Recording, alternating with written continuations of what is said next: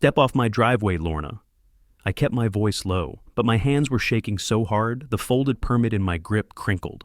Lorna DeWitt, HOA compliance chair, stood on the concrete with her clipboard hugged to her chest. The cul-de-sac held its breath. Sprinklers hissed. A lawnmower idled somewhere. Late summer light flashed on the chrome of her SUV. "You don't get to bark orders at me on community property, Mr. Reyes," she said, wearing that neighborhood newsletter smile. "Your contractor parked overnight. Again, third violation." I jerked my chin at the old F-150 by the garage. "That's my truck. I live here." "It is commercial signage," she replied, tapping her pen. "Page 12. Vehicles with business markings must be garaged. You know the rules. And you know the variance." I unfolded the permit and held it between us. The paper fluttered in the bay breeze today. "Temporary approval for medical accessibility. Signed by the board." Her eyes flicked to the signature, and something sharp moved behind them. Approvals can be revoked if conditions aren't met. What conditions?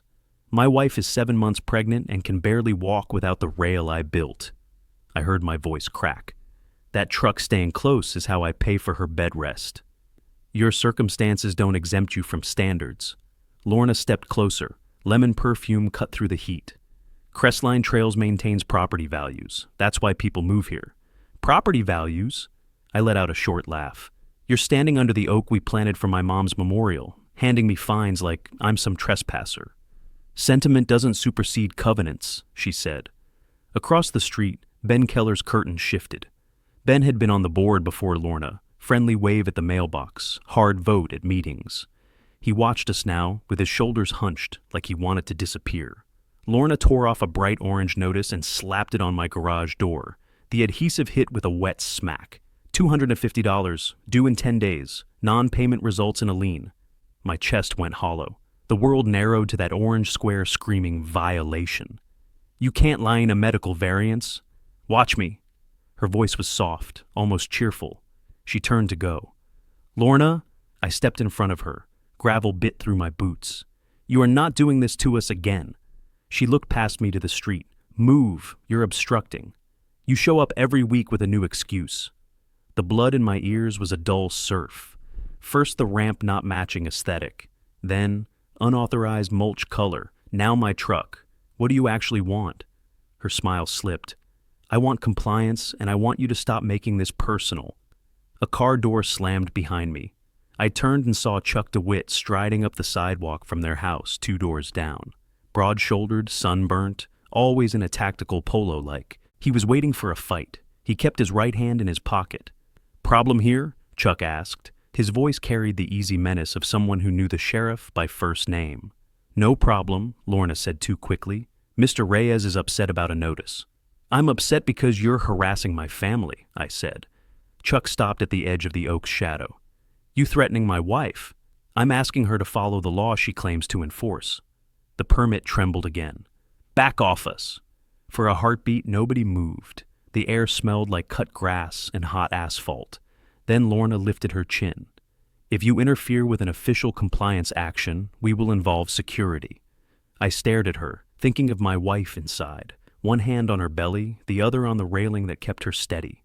I thought of the emails, the hearings, the way fines arrived right after every doctor's visit like she had our calendar. This wasn't about my truck. It never was. What would you do if a neighbor weaponized rules against your pregnant wife and called it standards? If you want to know how far this went, how a clipboard became a gun, subscribe, because this gets worse before it gets better. Let me back up and tell you how this started. When I said let me back up, I wasn't trying to be dramatic. I was trying not to detonate on my driveway in front of half the block. I walked inside, shut the door harder than I meant to, and rested my forehead on the cool wood. The house smelled of chamomile tea and lemon disinfectant. Marisol was on the couch, legs tucked under a quilt, though the AC was humming. 7 months along, her belly rose like a small hill beneath her shirt. She watched me with the calm, clinical focus she used at work. "Another one?" she asked. I held up the orange notice. "Truck, 3rd time this month." Her mouth tightened. But the board approved the variance. They approved it on paper. Lorna approved it in her head for about 10 minutes. On the coffee table sat the binder we'd started calling the Lorna file. Emails, certified letters, photos with timestamps, receipts for fines that shouldn't exist. It was already thicker than our baby name book. "You should breathe," she said. "Dr. Patel said no spikes in your blood pressure. Wish he could prescribe an HOA-free neighborhood." I took her hand. Her ring was loose from swelling. "I'm sorry you're dealing with this. You didn't do anything." Her eyes shone, then she wiped them fast, stubborn as always. "We'll handle it." That had been our marriage since high school, handling things. Scholarships, 2 jobs apiece, my mom's cancer, a house I rebuilt with my own hands. We hadn't planned on handling a petty tyrant with a clipboard. Crestline trails looked perfect on the realtor's brochure. Stone entry sign, manicured pond, streetlights shaped like old lanterns. I'm a licensed general contractor, the boring kind. Decks, kitchens, drywall, honest work. We bought here because it was close to the hospital, where Marisol worked as an ultrasound tech, and because the backyard held that old oak in the corner. Mom had loved oaks. We planted her ashes under it the week we moved in. I honestly thought the tree would be the hardest thing to pro. The HOA didn't feel like a problem at first.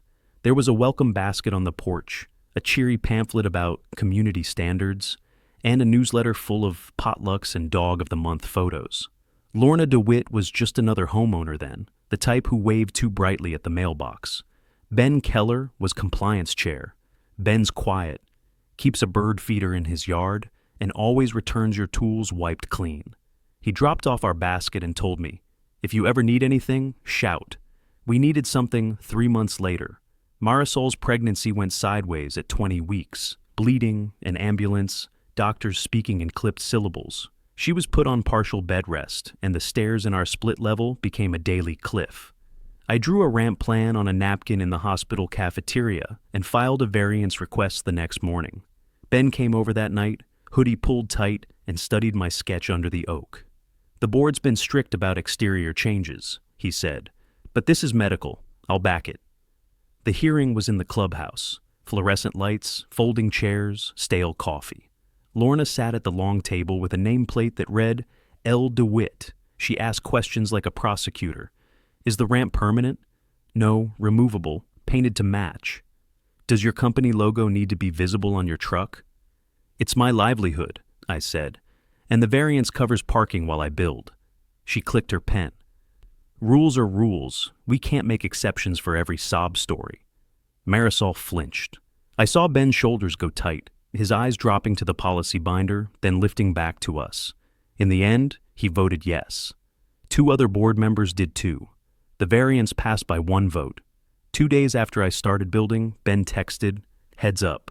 Lorna's running for compliance chair next month. She's furious about the vote. I thought that was just neighborhood politics." I didn't yet understand that for Lorna, furious meant mission, and that our ramp had just put targets on our backs. Before the paint dried, her first violation notice sat in my mailbox, waiting like a threat. That first notice was for the ramp's aesthetic inconsistency. Lorna cited a clause about exterior additions, harmonizing with neighborhood character, like I'd built a neon water slide instead of a cedar slope with black railings. I stood at the mailbox reading it twice, paper warm in my hands, while the afternoon sun glued my shirt to my back. The ink glared at me, a warning flare. Ben Keller shuffled across the street with a mug. He stopped halfway up my walk, then looked over his, shoulder toward the DeWitt's house. His left foot tapped an anxious rhythm on my pavers. "Hey," he said, "you got one, huh? Day 3 of approved construction and I'm already a menace." I held up the notice. "Did you know mulch comes in non-conforming tones?" Ben's laugh didn't land. He rubbed his neck. Lorna's enthusiastic. "She's abusing the process." I kept my voice level. "She can't find me for a build the board signed off on." Ben sipped, eyes on the oak, not on me. "Maybe tweak the look, add some trim, she'll move on." I stared at him. "You voted for this variance. You said it was medical." "It is." His shoulders rose, then fell. The mug trembled. "But she's chair now. She's calling every day. Wants photos, measurements, proof you're following the exact drawing." "I am following the drawing." I pointed to the ramp. Same slope, same rail height, same stain. "I know." He swallowed. His gaze flicked to my garage, to the orange sticker, then to the street again. A car door slammed 2 houses down, and Ben flinched. "Look, I just don't want this to get bigger." "It's already bigger." I lowered my voice. Marisol's blood pressure spikes whenever she sees that orange paper. "You think a little trim fixes that?" Ben shifted heel to toe, a pendulum trying to pick a direction. Finally he said, "If you appeal, it goes to a compliance review panel, which she appoints." "Yeah," he exhaled. "But the rules say the panel has to include a prior board member. That'd be me." The way he said it, like he was naming a punishment, told me he didn't want to be me. Lorna made dissent feel expensive. That evening I took photos from every angle, printed the variance, and highlighted the language she was ignoring. A clean fight, I told myself. I'd handled worse clients than Lorna DeWitt. The second notice came a week later. Unauthorized work hours. She claimed a subcontractor had operated power tools after 6 p.m. I checked my crew's logs, cut off at 5:42. I checked my security camera. No saws, no compressors, just me sanding a handrail in silence while cicadas droned. I walked the footage over to Ben's porch. His blinds were half closed. He opened the door fast, then stopped with his body half in the frame, as if stepping out might be seen as choosing a side. "Can you look at this?" I asked. "Tell me if I'm crazy." He watched the clip on my phone, jaw tight. When it ended, he didn't meet my eyes. "You weren't running tools." So she lied. Ben's mouth worked once before sound came out. She might have assumed. An assumption with a $200 price tag. He set his mug down so carefully it barely clinked. "She's been telling people you're trying to commercialize the neighborhood, that you'll rent the place out to a crew. She says the ramp will scare buyers." "That's nonsense."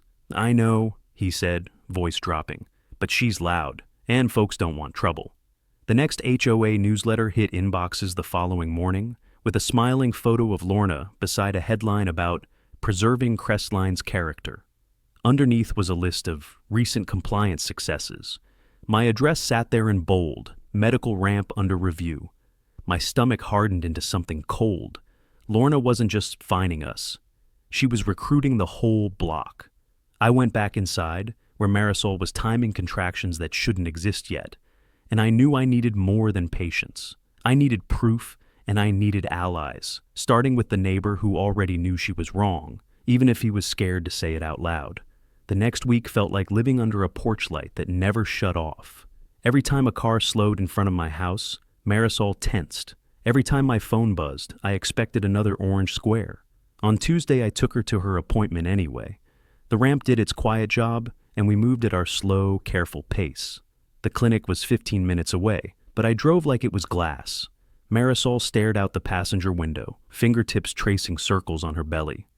"Baby kicked all night," she said. "That's good, right?" "It's good."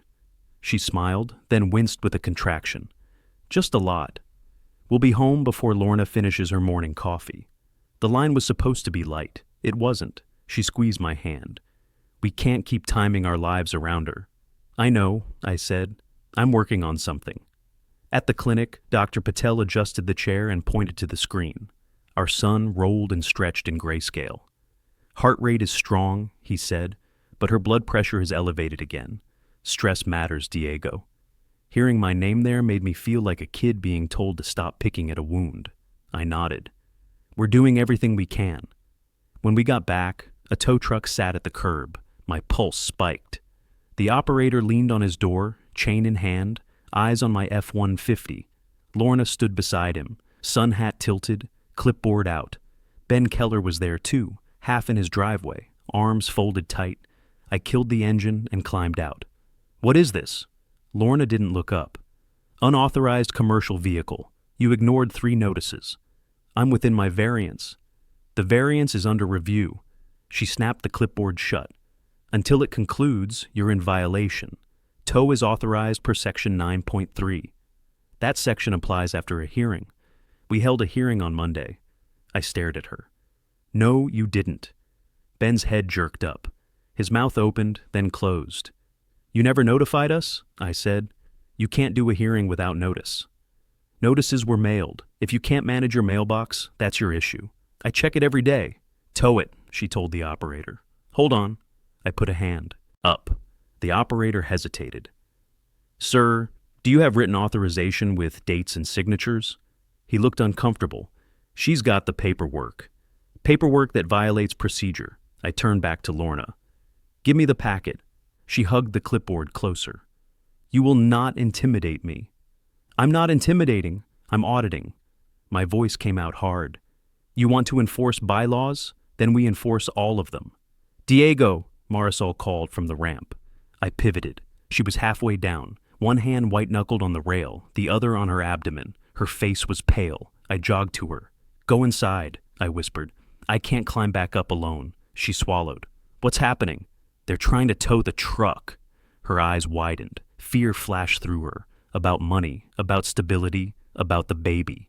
A contraction hit hard. She bent forward, gripping the railing. Okay. I wrapped an arm around her waist. "Breathe with me." Behind us, Lorna's heels clicked on concrete. "Ma'am, you should not be out here if you're unwell. That ramp is unsafe." Marisol lifted her head slowly. "The ramp is safer than your harassment." "Harassment?" Lorna gasped as if the words slapped her. "We are protecting this community." "You're endangering my wife," I said, "and you are not towing anything today." She glared at Ben. "Ben, tell him to step aside." Ben's throat bobbed, his hands unclenched, then clenched again. "Lorna, did you actually hold a hearing Monday?" The tow operator froze. So did I. Even Marisol's breathing paused. Lorna's smile returned in pieces. "Of course, you were invited." "I wasn't there," Ben said, voice small. "And I'm the prior compliance chair." Her eyes narrowed. "Then you must have forgotten." Ben looked at me. His shoulders sagged like he'd admitted a secret he couldn't swallow. I realized the fight wasn't just on my lawn. If I could catch her cutting a corner, my case would crack open. "Ben," I said, "come inside. I want to show you something." Ben followed me inside like a man walking into someone else's courtroom. The living room stayed dim against the noon glare, curtains drawn, AC humming. Marisol eased onto the couch with a low hiss, one hand on her belly. I handed her water before I looked at Ben again. "I'm not trying to pick sides," he said, rubbing his palms on his jeans. "I just didn't know she'd call a tow without the board." "You didn't know because she didn't want you to know." I laid the orange notice beside our variance packet. "Sit." He perched on the armchair, eyes flicking to the front window. "Ben," Marisol said softly, "did Lorna send you anything about a hearing?" He blinked fast. "No, I got a vague email about compliance updates. Nothing with dates. She said she'd handle the review." "That's not a review," I tapped. The bylaws page. Section 4.6, written notice to homeowners and to the panel member 7 days before any hearing. You're the panel member. He leaned in and read the line. His mouth tightened. 7 days. Exactly. If a hearing happened Monday, you should have had notice last week, and we should have had notice too. Ben's shoulders sagged. "She can't invent meetings." "She did," I said, "or she's about to backdate one." I looked at Marisol, then back at him. If procedure's broken, everything she's doing collapses. Towing, fines, liens, all of it. We document, then we appeal. She'll have to answer in public, and this time, we won't be alone. Outside, the tow truck revved once, impatient. My gut tightened. "We need proof." I swung my laptop around and opened the HOA portal. "All hearings and enforcement actions get posted here within 24 hours, time-stamped. If she's telling the truth, it'll be logged." Ben hesitated, then nodded. He clicked through menus, meeting minutes, compliance actions, attachments. Nothing. Just a post about pool hours and another about landscaping reminders. "There's no hearing record," he murmured. "Check Monday's date." He did. Still empty. "Screenshot that," I said. "Make sure the system clock shows." His fingers shook as he captured it. Marisol watched him, patient and precise. "Ben, why is she after us so hard?" He rubbed his jaw, eyes glossy. "She's obsessed with order. Anything temporary, anything different, sets her off. The ramp, your truck, even that oak. She told me once memorial trees invite clutter." Heat crawled up my neck. She already tried to cite the oak for unauthorized landscaping, backed off when I showed closing docs. Ben stared. "She went after your mom's tree?" "Yeah. This isn't about rules." I lowered my voice. It's about control. A knock snapped through the house, 3 quick taps like a gavel. Ben jolted. Marisol went still. I peeked through the blinds. Lorna stood on my porch with her phone and clipboard. Chuck lingered at the walkway, scanning the street. Don't open it, Marisol whispered. I won't without a record. I hit video on my phone, latched the chain, and cracked the door. What now? I asked. Lorna's smile was tight. The tow operator says you're refusing lawful removal. That's obstruction. I'm calling the sheriff. Call who you want, I said. But I'd love to know how you held a compliance hearing Monday without notifying the panel member. Her pupils tightened. We notified all required parties. Ben Keller was not notified, I said, loud enough for him to hear from the living room. And he's the required panel member. Her head turned and she saw him behind me. The smile fell away. Ben stepped into view, hands trembling but planted. Lorna, show me the hearing notice you sent me. The porch went silent. Even the tow truck's idle sounded far away. Ben, she said, voice low, this isn't your business anymore. It is if you're using my role to threaten people, he replied. Either show the notice or stand down. Chuck started up the steps, jaw set. Hey, don't talk to my wife like that. I felt the air thicken. Ben flinched, then straightened. I stayed in the doorway, phone recording, heart kicking hard, thinking, this is the first real crack, and cracks, if you work them right, become breaks. Chuck's boots hit the porch boards like he owned them. He leaned toward my chain-locked door, tactical polo stretched tight. Open up, he said. We'll talk. We are talking, I replied, phone recording. Your wife claims a hearing happened. Ben says he got no notice. Show it or stop enforcement. Lorna DeWitt's smile was gone. Diego, you're making a scene. You brought a tow truck while my pregnant wife is in pain. That's the scene. From the couch, Marisol called. I'm okay, for now. Chuck glanced past me at her, like she was a prop. Stress isn't good for the baby. Then leave, I said. Ben stood behind me, hands clasped so hard his knuckles blanched. Lorna, he tried again. Show me the notice you sent. She flipped a page. Management handled it. Which company? I asked. Aspen Hill isn't contracted. Her eyes flashed. Don't play games. I'm reading bylaws. I held up the highlighted page. 7-day written notice to us and the review panel member, posted to the portal. I checked. Nothing's there. Chuck laughed. You contractors think you're lawyers. I think you're trespassing. I asked you to leave. His smile thinned. You gonna make me? Marisol pushed herself up and came to the doorway, one hand on her belly, the other on the rail, pale, stubborn. Don't talk to him like that, she said. He rebuilt half this street after the storm. He's not your enemy. Lorna's voice turned syrupy. Marisol, go inside. You're unwell. Stop pretending you care, Marisol said. You time fines around my appointments. They're automated, Lorna snapped. Funny automation, I muttered. Ben stepped forward, palms out. Lorna, pause enforcement. This isn't clean procedure. She rounded on him. You lost your seat because you were weak. Ben flinched, then said, I voted for a medical variance.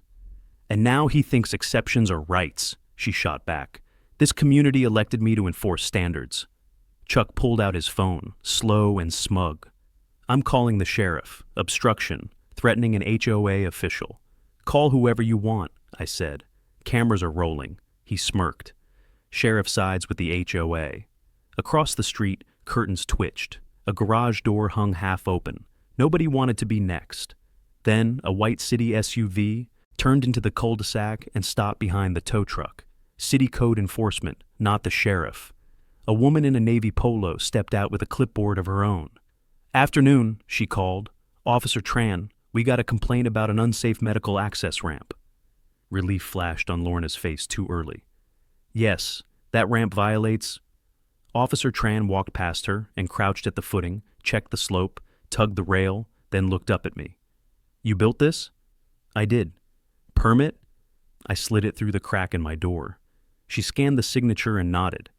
Ramp meets city spec. Permit is valid.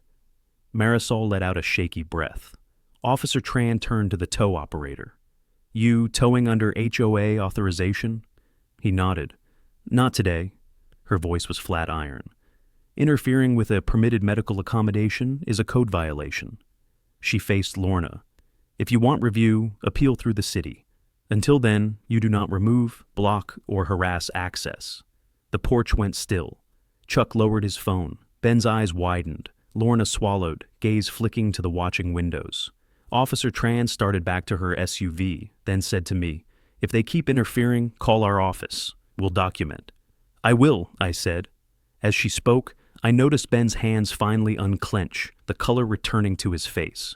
2 doors down, Mrs. Hanley stepped onto her porch, openly watching now, not hiding behind blinds. The wind picked up and carried the smell of someone grilling onions, absurdly normal against the tension. I felt my heart beat slow into something sharper than rage. Clarity. Lorna had spent months acting like her clipboard outranked the city. In 1 minute, that illusion cracked, and everyone saw it. The tow operator unhooked his chain and rolled it up. Lorna stood frozen, her clipboard suddenly useless. And for the first time in months, her authority looked like what it was, paper propped up by fear. I wasn't scared anymore. That night, after Officer Tran's SUV disappeared and the cul-de-sac pretended it hadn't been watching, Ben texted me, "Can we talk somewhere not on your porch?" I told him to meet me on the pond path behind the clubhouse, the place the newsletter calls the heart of our community. To me, it had become a track for anxious laps. The sky was bruised purple when I got there. Lampposts threw pale circles on the walkway, and the fountain hissed steadily. I sat on a bench facing the water, my head still ringing. Across the pond, the DeWitt's house was a dark rectangle on the hill. Ben arrived with his hood up, shoulders high. He paced once, then stopped beside me. "I'm sorry," he said. "Don't apologize for her," I replied. "Apologize if you knew." He swallowed. "I think I do know something." I waited. Mist from the fountain cooled my face. "You remember the hearing she claimed happened Monday?" he asked. "Yes." "She tried to make it real after the fact." Ben pulled a folded envelope from his pocket. "This was on my porch today. No stamp, no date." Inside was a printout titled, "Emergency Compliance Review, Reyes Property," with Monday's date typed at the top, and a list of attendees, including my name, Marisol's, and Ben's. "They forged your attendance," I said. Ben nodded, jaw tight. "And mine. She wants a paper trail to justify the tow and a lien." "Why drop it at your door?" "Because I told her I'd seen your portal screenshots. She asked me to sign that I was notified. I refused. Then this showed up." My fingers went numb around the paper. "Keep that safe. We'll need it." "There's more," he said, voice cracking. "Lorna and Chuck have been talking to a lawyer friend of his, someone who handles HOA collections. She wants to hit you with fees until you fold." "Because of a ramp?" "Because you embarrassed her in a meeting." He said it like it hurt him. "Last year she complained about your mom's oak, and you read the deed aloud. People laughed. She never forgot." I stared at the pond. "So this is revenge?" Ben nodded. "Yeah." He sat hard on the bench, elbows on his knees, hands trembling. "I didn't want to say anything before," he whispered. "Chuck has a temper. When I was chair, I tried to stop Lorna from ticketing a widow for chalk on her driveway. Chuck cornered me in the clubhouse lot, said if I kept siding with freeloaders, he'd make my life hell." My stomach tightened. "He threatened you." "Not in writing. He's careful." "Careful is still a pattern," I said, "and patterns are evidence." Ben looked up, scared and angry at the same time. "I'm tired of being scared on my own street." "Then help me end it." He nodded once. "How?" I pulled out my phone and opened the note I'd been building since the first orange sticker. "We go to the city with this forged notice. We file a harassment complaint under disability access interference. We loop in the county ombudsman who oversees HOA disputes, and we bring neighbors who've been hit like we were. You think people will come forward? They will if they know they're not alone. She runs on silence. We make noise." Ben breathed out slowly. "I can get you something else." "What?" "Board emails." He hesitated, then pushed ahead. "When I stepped down, I was supposed to lose access, but Lorna never changed the admin password. I still get compliance threads. She's sloppy when she thinks no one's watching." A hard little spark lit in me. "Save everything, forward to me." "I will." He met my eyes, finally steady. "And I'll stand up at the next meeting. On record." The fountain hissed behind us. I imagined Marisol asleep under the quilt. our son turning inside her, and I knew the fight had shifted. We had proof. We had a witness who wasn't hiding anymore. The next move was ours. On the walk home, the oak in my yard seemed less like a target and more like a flag. I promised it we'd hold today. Ben's first forwarded email landed at 6:04 a.m. Reyes, escalation plan. I read it at the kitchen island while coffee gurgled and Dawn spilled orange onto the tiles. Marisol was upstairs, finally asleep after a night of false contractions. I kept my voice low, like the house might crack if I spoke too loud. The thread was between Lorna, Chuck, and Dale Shue. Lorna wrote that our continuous noncompliance required aggressive correction, that the tow had nearly succeeded, and that a lien plus accelerated legal fees will force a resolution. Chuck replied, "My guy says we can add attorney costs before judgment if we call it compliance recovery." Dale asked if that was legal. Lorna answered, "Allowed is whatever we can defend later." I printed the emails, slid them into the Lorna file, and drove to City Hall. The lot shimmered with early heat. Inside smelled like floor polish and paper. Officer Tran met me in a small room under a fluorescent strip. "You said you had documentation," she said. I handed over the variance, portal screenshots showing no hearing, the forged emergency review notice Ben found, and the email chain. She read in silence, lips tightening as she went. "This is interference with a permitted medical accommodation," she said. "The forged notice shows bad faith. We'll open a case." "What does that do?" I asked. "Formal warning today. City fines if they persist. If they block access again, we can seek an injunction." She tapped the forged page. "This is serious, Diego." I signed the complaint form, the pen scratching like a tiny saw. Lorna's power had always lived in private threats. Now it had a file number. From there, I went to the county mediation office.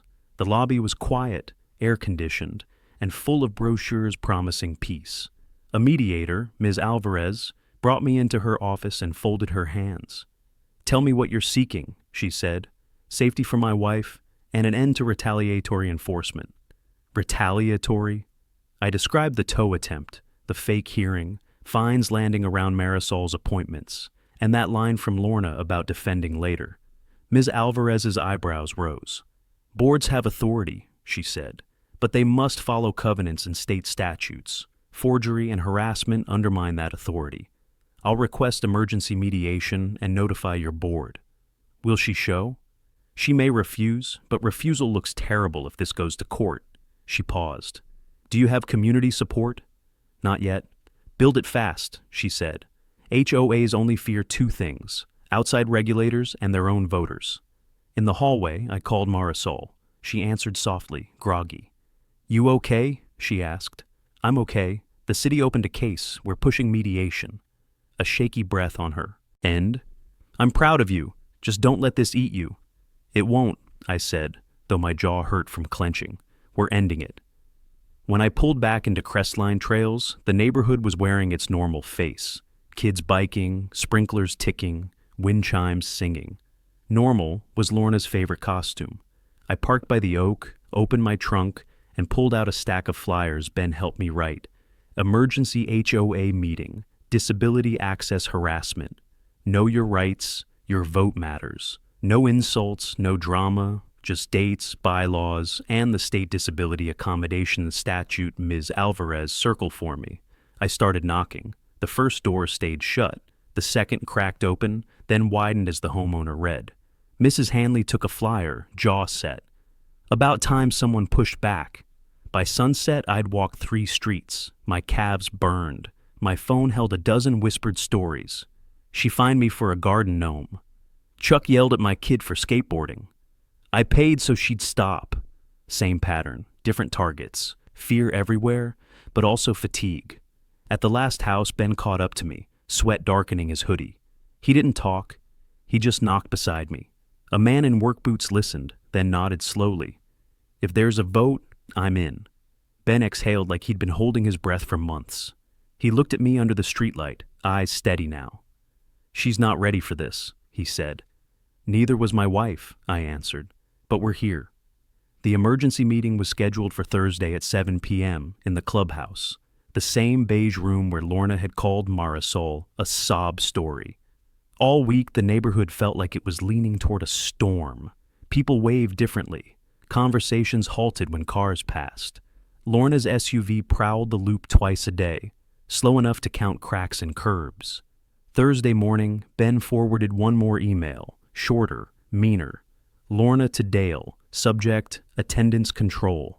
She wrote that they should remind residents that delinquent accounts lose voting privileges, and that they should seat friends up front to set tone. Chuck added, "If Reyes shows, we record him losing it." I stared at the line for a long time. Then I opened a clean doc and started building a trap out of their own rules. Under Crestline's bylaws, any homeowner in good standing could call a special meeting with 25 signatures.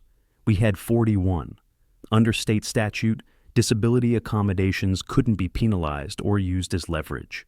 Under their own rules, the compliance chair had to recuse from disputes involving her household. Lorna had never recused. She'd been the dispute. By noon, I had 3 packets printed, one for the board, one for the mediator, one for me. Tabs labeled notice failure, forgery, retaliation, recusal requirement, city case ID. Clean, boring, undeniable. Marisol helped from the couch, laptop on her knees.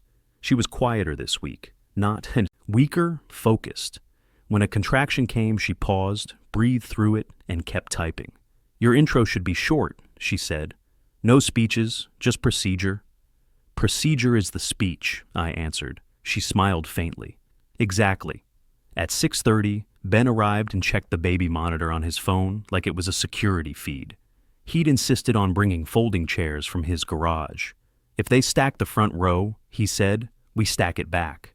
We walked to the clubhouse together. The evening air was warm and sweet with jasmine. Kids rode scooters in lazy circles, but their parents were headed the same direction as us, flyers in hand.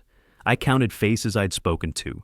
Mrs. Hanley, the widow with the chalked driveway, the guy with the gnome fine, a couple I didn't know, but who nodded as if they did. Inside, Lorna had already arranged the room. Her friends occupied the first row like a jury she'd purchased. Chuck leaned against the back wall, arms crossed, phone angled toward the podium. The board table sat up front under harsh fluorescent light. I felt Ben tense beside me. He touched my elbow once. "Stay calm," he whispered. "Watch me," I murmured back. Lorna clicked a gavel on the table. "This special meeting of Crestline Trails Homeowners Association is called to order." Her voice did that thing it always did, bright on top, steel underneath. She ran through the agenda fast, like she hoped speed would keep facts from catching her. Public comments were item 4. She tried to skip to 5. I stood. "Point of order." Heads turned, phones lifted, Chuck's grin widened. "Public comments are before financial review per your posted agenda," I said evenly. "Item 4, we're there." Lorna blinked, annoyed. "Fine. 3 minutes per speaker." I walked to the podium. The microphone smelled faintly of dust. My heart was thudding, but my hands were steady because I'd rehearsed this with Marisol twice. "Good evening," I began. "I'm Diego Reyes, 214 Crestline Loop. I'm here regarding ongoing compliance actions against my medically permitted access ramp and vehicle." Lorna sighed audibly. I lifted my first packet. "Before I address the substance, I need to address procedure. On Monday, November 17th, I was told an emergency compliance hearing occurred. No notice was served to me or to the appointed review panel member, Ben Keller, as required by Section 4.6 of our bylaws. There is no portal record. Here are screenshots time-stamped." Murmurs rippled. I continued. 2 days later, a document claiming that hearing occurred was dropped, unstamped, on Ben's porch. It lists attendees who were not present. That is forgery. Lorna shot up. "That is a serious accusation." "So is falsifying community records," I said. I handed the mediator's copy to Ms. Alvarez, who sat in the side row, neutral and watchful. "I have forwarded email threads from HOA admin accounts showing intent to backdate meetings, impose attorney fees without judgment, and defend later. I'm submitting those into record now." The room got louder. Someone said, "Emails?" Another muttered, "She can't do that." Lorna's face reddened. "How did you obtain private board communication?" "From an account you never deactivated." I looked straight at her. "Which, per policy, is another compliance failure." Ben stood then, voice shaking but clear. I received that forged notice. I was never notified of any hearing, and I have seen the portal. There was no meeting. For the first time, Lorna looked like she might actually be afraid. And I knew we were close, because when bullies lose the room, they reach for something sharper than rules. Lorna gripped the edge of the board table like it might run away. The fluorescent lights made a harsh shine of sweat at her temples. Chuck pushed off the back wall and took 2 slow steps forward, but Ms. Alvarez lifted a hand and he stopped, jaw flexing. "Everyone calm down," Lorna said, voice pinned tight. "Mr. Reyes is misrepresenting internal discussions. The board is within its rights to enforce." "Within your rights?" Mrs. Hanley stood up before I could. She was small, silver-haired, and furious in a quiet way that made the air heavier. "You fined me for chalk hearts my granddaughter drew on my driveway. You called it visual blight.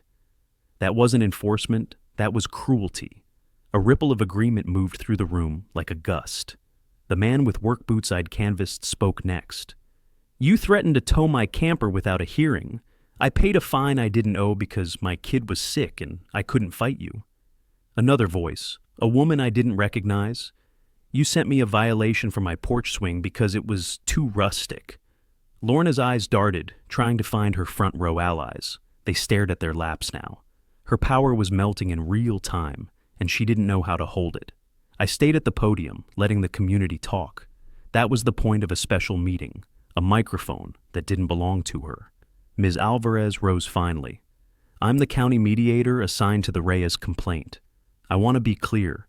Any board action regarding disability accommodations is subject to state and municipal oversight. The city has opened a case. Retaliatory enforcement may expose the association to significant penalties." You could hear the word penalties land.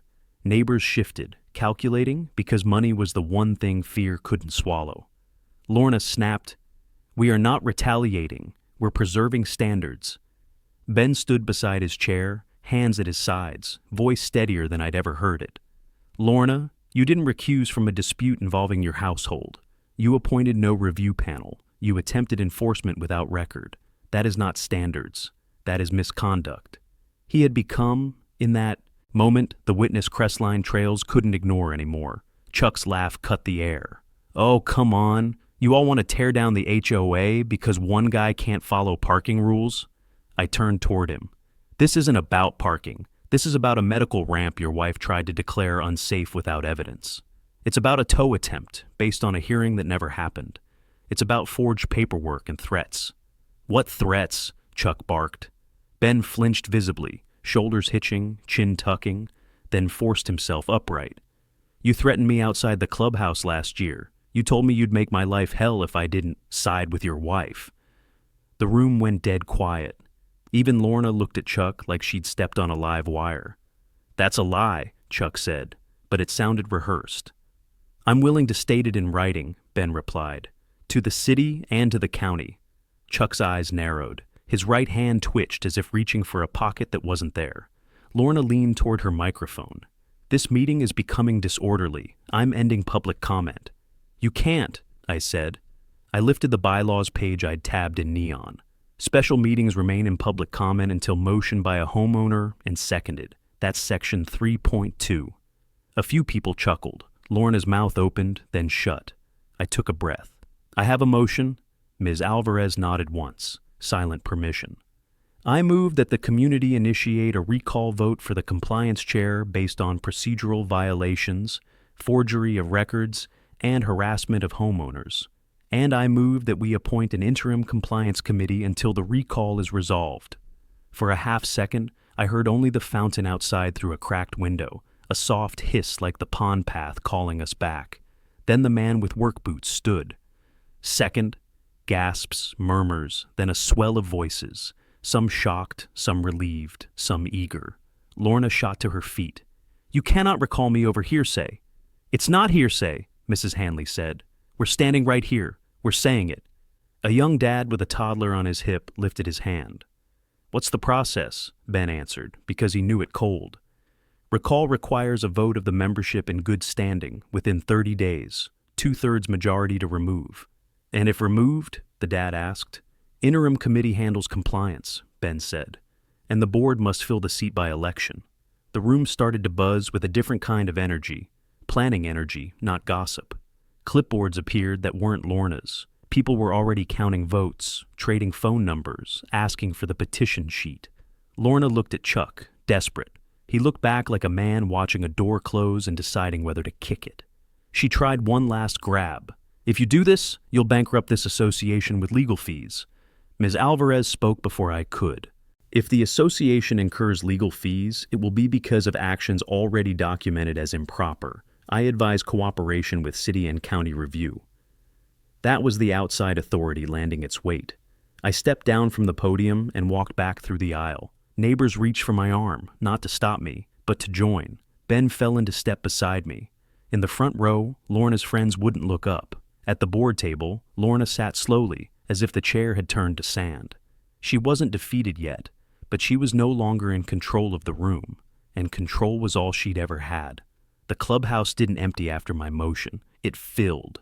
People who'd never spoken at meetings lined up to sign the recall sheet on the same folding table where Lorna used to stack violation slips. Ben stood there with a pen on a string, checking names against the roster, shoulders squared like he finally belonged in the fight.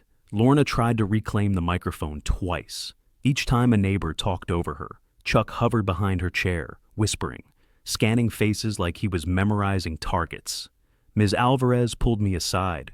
"Your motion was valid. I'll file recall notice tomorrow. Expect pushback. And be careful. Retaliation escalates after a public loss." We walked home under a sky. Neighbors clustered on the sidewalk, swapping numbers, promising to show up. Marisol waited on the porch, cardigan on, one hand on her belly. "How bad was it?" she asked. "Different," I said. "People are awake." Ben lingered in my driveway. "I'm emailing a summary tonight so they can't pretend none of this happened." "You sure?" He nodded. "Done hiding." The next day, a certified letter arrived. Emergency compliance review. 214 Crestline Loop. Real stamp this time. Scheduled for Tuesday. The timing was almost a confession. "Trying to make the fake hearing look real," Marisol said. "Yeah, and bait me into losing it." "Then we don't," she replied. "We go calm and prepared." Tuesday came windy. I helped her down the ramp slowly, our son rolling inside her like he knew the air had changed. Ben met us at the curb with a folder and a recorder. "It's public," he said. "They can't bar anyone in good standing." A black SUV was already by the clubhouse. Local news. Someone had tipped them off. Inside, the room was packed. A tripod camera faced the board table. The reporter asked me, "Did the HOA attempt to tow your truck during a medical accommodation?" "It did," I said, "and I've got records." Lorna saw the camera and went stiff, then forced a smile. "We welcome transparency," she said. She called the hearing to order. Alleged violations, commercial vehicle parking, ramp nonconformance, and homeowner misconduct. She read a statement about community harmony. I let her finish, then stood. "I'm submitting city case ID CT44791, I said, handing copies down the table. "The city has confirmed the ramp is code compliant and protected as a medical accommodation. Any enforcement tied to it is prohibited while their investigation is active." Her pen paused. "And I'm submitting evidence this hearing is retaliatory," I continued. "Here are board emails stating intent to backdate meetings and add legal fees to force resolution." Whispers slid across the room. The reporter zoomed in. Chuck shot up. "Those emails were stolen." "They were forwarded from an HOA admin account you failed to deactivate," Ben said. "That's on the board." Lorna snapped, "We're not here to argue internal communication. We're here to follow bylaws," I said, steady. "Section 5.1 requires recusal for compliance actions involving the chair's household. You initiated these actions. You must recuse." Ms. Alvarez, seated in the second row, said evenly, "He's correct." Lorna's face blotched. She turned to Dale Shue. "Fine. Dale will preside." Dale cleared his throat, hands shaking. "Given the city investigation and documented procedural failures, I move to suspend all enforcement at 214 Crestline Loop until independent review is completed." "That isn't your call," Chuck barked. "It is," Dale said, voice rising despite himself. "I'm on the board. I'm making the motion." Mrs. Hanley seconded from the front row. Dale called for a vote. Hands went up. 3, then 4. 4-1. Suspended. The room released a breath it had been holding for months. Lorna sat rigid, her clipboard suddenly useless. The reporter asked her for comment. She opened her mouth, then closed it as applause rolled through the clubhouse. Marisol squeezed my hand, eyes wet. "We're safe for now," she whispered. Outside, Chuck brushed past me, shoulder hard into mine. "Enjoy your little win. This isn't over." I didn't answer. For the first time, his threat felt smaller than the thing he couldn't undo. Neighbors who'd seen rules used as weapons and decided they weren't scared of paper anymore. The suspension order went into effect that night, and the neighborhood felt like someone had turned down a radio that had been buzzing in the background for months. No orange stickers on the garage, no slow cruising SUV, no whispered warnings at the mailbox. The quiet wasn't peace yet, but it was room to breathe. 2 days later, Marisol's water broke at 3:11 a.m. It wasn't cinematic. It was a sleepy groan, a wet shock, and me scrambling for shoes while she laughed through a wince because, of course, it would happen, right after we finally exhaled. The hospital lights were too bright and too kind at the same time. Nurses moved like choreography. I held her hand and thought about how much of our pregnancy had been filtered through fear of that cul-de-sac. How ridiculous that felt here, where the only rules that mattered were heartbeats and timing contractions. Our son arrived just after noon. 8 pounds, loud lungs, a scrunched face like he was already mad at the world for being late. When they set him on Marisol's chest, he calmed instantly, fists unclenching as if he recognized her voice from the inside. I cried in that helpless, grateful way I didn't know I still could. "We did it," she whispered. "We did," I said. And I meant more than labor. We named him Mateo. Bringing him home the next day was the first time the ramp felt like what it always should have been, a bridge, not a battlefield. I carried the car seat up slow, the cedar warm under my palm, the oak's shadow stretching across the driveway like protection. Ben stood by his fence and waved. No hoodie, no flinch. Just a guy in a sweatshirt grinning like he'd been waiting for a baby to arrive for the whole block. "Congrats, man," he called.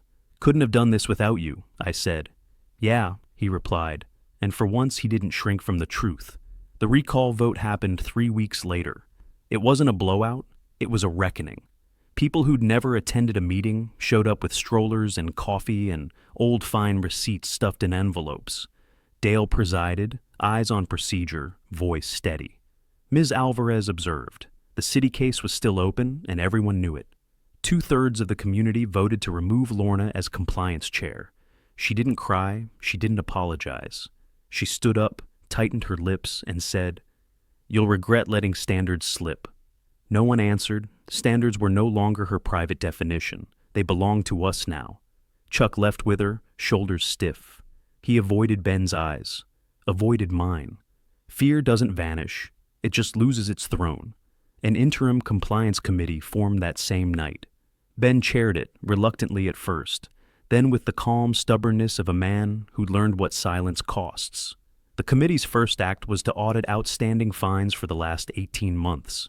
They found patterns, backdated notices, duplicate charges, violations without photos, enforcement by email alone. People got refunds, some got apologies, some just got the weight off their shoulders. A month after the vote, I was sanding the ramp's top rail so it looked fresh through winter when Mrs. Hanley came by with a plate of cookies in a small plastic bag. "I thought you might want this," she said. Inside the bag was a chunk of sidewalk chalk, pink, worn down from use. "My granddaughter wants to draw in your driveway when your boy's old enough to join her," she added. "If that's okay?" I laughed, and it came out easy. "It's more than okay." She reached out and touched Mateo's tiny hand where it peeked from his blanket. "He's a fighter, you know." "So is his mom." Marisol watched from the porch, one arm around herself, the other cradling our son. She looked thinner, tired in the right way, and finally safe. When our eyes met, she smiled, not the brave, held-together smile she'd worn at meetings, but the soft one she carried when life was just life again. Later that evening, we sat under the oak with Mateo asleep against my chest. The leaves whispered above us, the same sound they'd made the day Lorna first tried to turn our home into a compliance project. I thought about my mom under that soil, about legacy being more than a tree or a mortgage or a set of bylaws. Legacy was what you refused to let people take from you. I kept thinking I had to handle her alone, I said quietly. Marisol leaned her head on my shoulder. You handled her with people. Because Ben stopped being scared. Because you gave him a reason to stop. I looked at our son's face, slack with sleep, his tiny breath steady. He would grow up in this neighborhood, under this oak, on this ramp. He would learn that rules matter, but only when they're used to protect, not to punish. And if he ever faced someone who weaponized power against the vulnerable, I wanted him to remember this. You don't win by becoming louder than the bully. You win by becoming clearer than their lies and by refusing to stand alone. So tell me, what would you have done in my shoes? Would you have paid quietly, moved away, or fought for the right to live safely in your own home? If this story hit you in the gut, subscribe, because there are more battles like this, and more ways to win them than most people ever see coming.